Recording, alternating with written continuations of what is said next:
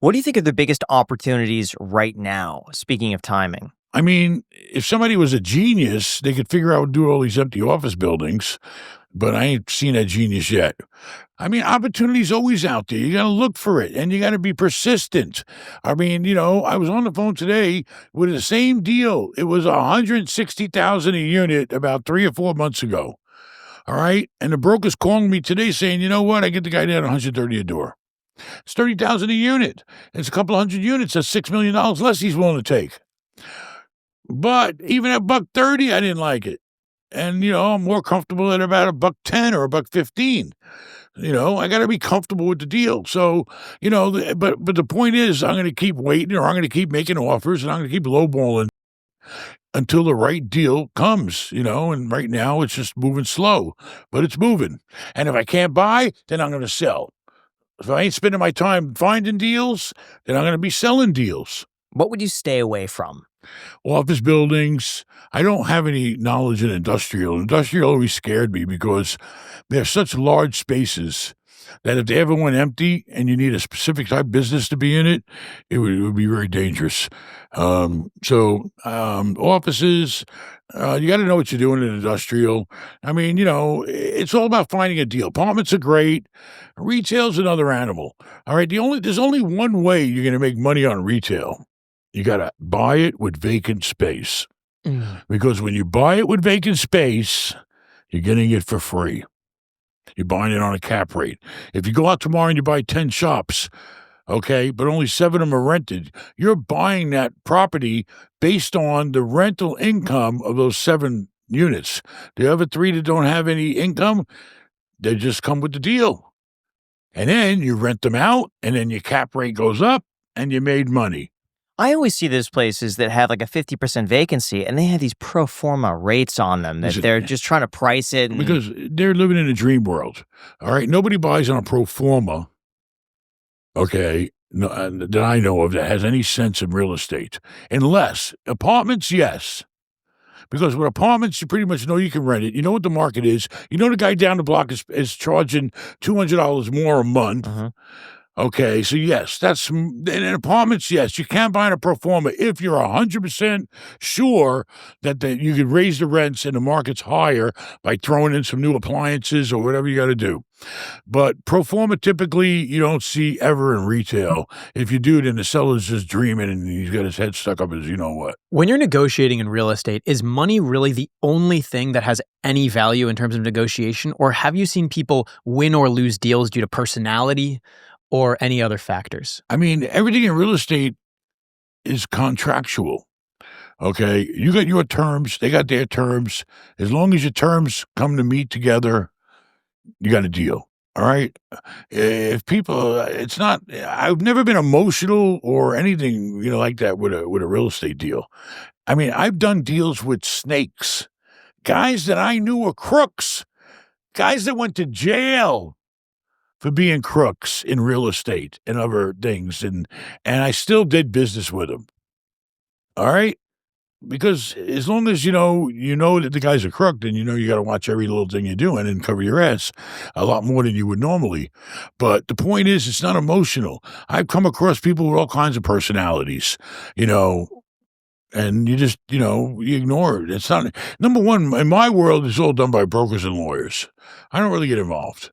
I mean, I get involved by making sure it's a great deal, making sure it's what I want to buy. But as far as making a deal, just like, I don't know if you were there, right when you were there eating your hot dogs, I told my lawyer, let me get the broker on the phone, let him deal with it. Oh, these people want this, they want that. And the broker says, okay, I'll handle it. All right. That's why you deal with brokers. You have lawyers. That's their job, to make the deal happen. You just, make the decisions. How important is it to be liked in the transaction? Because if a guy's just nice to you, you don't think that like, hey, I'll shave 20 grand off. It's just a pleasant guy to deal with. No, I've never seen it happen on the buy side or the sell side. It doesn't matter. It's all numbers. There's nothing, personal about real estate. It's numbers. How much money's coming in? How much money's going out? But you're talking about commercial real estate. How does this apply to residential? I mean, homeowners are a different breed, but even with homeowners, it's the salespeople that are handling the transaction. Okay. You know, unless you're buying from an owner direct. Okay, that's different. I guess if you're buying from somebody and you schmooze them over and you win them over. There was a crazy one I saw on Twitter recently. It was a handwritten letter to a family who had owned this home for generations in Hancock Park. And it was an old home from the 1920s, and their only wish was not to sell it to a developer, but sell it to a family who's going to keep the home and its character. And this person wrote this incredible letter, and the seller posted this on Twitter saying, this is the letter we got, and they seem perfect. They were going to take care of it. They were going to make this their own. And they did a deal and they fucked them. Yep. They tore the house down.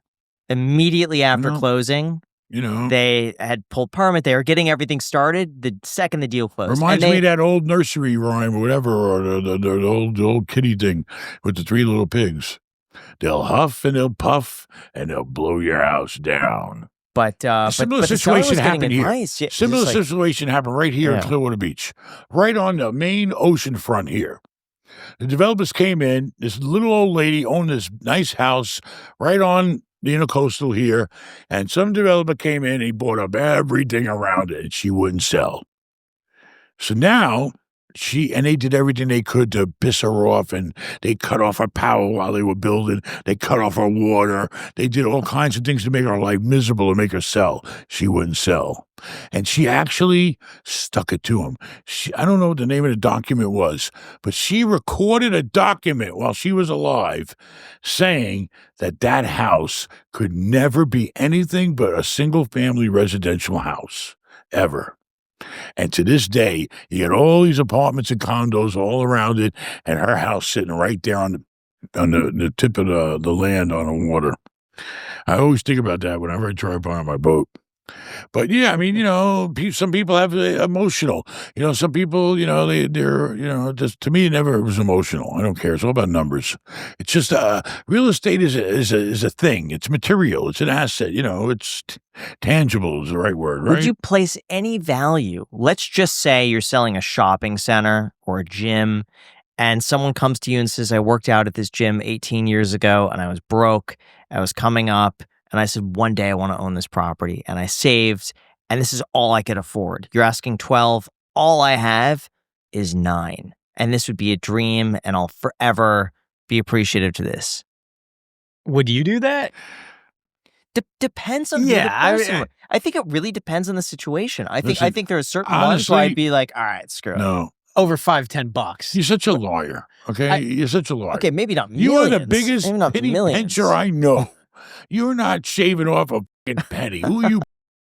Graham sold me a T-shirt that didn't fit him and hardly fit me. I know. And he never wore it once. And he sold it to me for like near market. It was a great value. He lives in Vegas now. I wore it like 3 times and gave it away for free. California softy, whatever, or what do you call it? Radical, liberal, whatever the hell they are. Anyway, the point is this. It has nothing to do with real estate in my world except the numbers. How much am I paying? How much is it worth? What's the cash flow? If I'm selling, what's my taxes? How much, it's all about me. It's not about you.